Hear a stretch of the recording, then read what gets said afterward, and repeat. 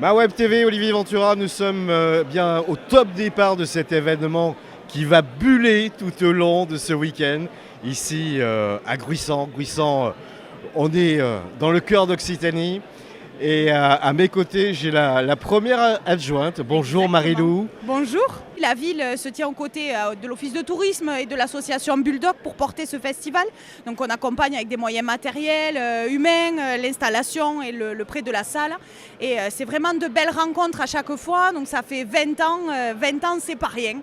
Donc vraiment, on est heureux d'accueillir ce festival. La bande dessinée, c'est aussi une histoire entre les générations, des héros qu'on aime et qu'on partage, qu'on aime à faire transmettre, donc on donne à nos enfants, qu'on lit de nos grands-parents. Donc c'est vraiment quelque chose qui rassemble au-delà de ce qu'on peut même imaginer.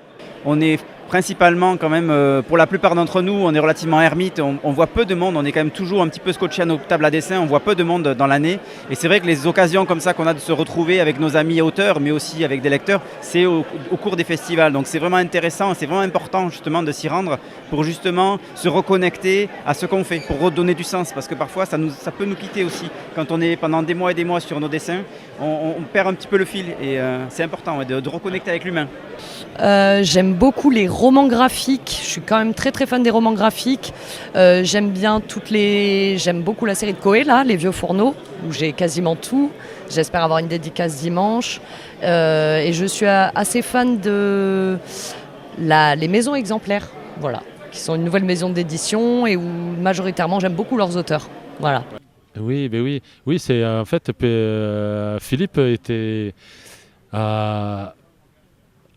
on lui a offert La Bombe, le livre La Bombe, la BD, et quand il le lisait, il s'est dit, mais en fait, il faut faire la même chose avec Kennedy, parce qu'il est passionné par l'histoire de l'Amérique, parce qu'il est prof d'anglais, et l'histoire des Kennedy, et il s'est dit, je veux faire un truc comme ça avec Kennedy. Et à ce moment-là, il n'avait pas le dessinateur, mais il a d'abord vendu le projet à Glénat, et par la suite, nous, on devait faire autre chose avec Philippe, et ça s'est pas fait, et il m'a proposé Kennedy quand il m'a dit, est-ce que tu veux faire ça? C'est un gros pavé, 500 pages sur Kennedy. J'ai dit, mais direct, j'ai dit oui, quoi. Ça m'a emballé direct, quoi.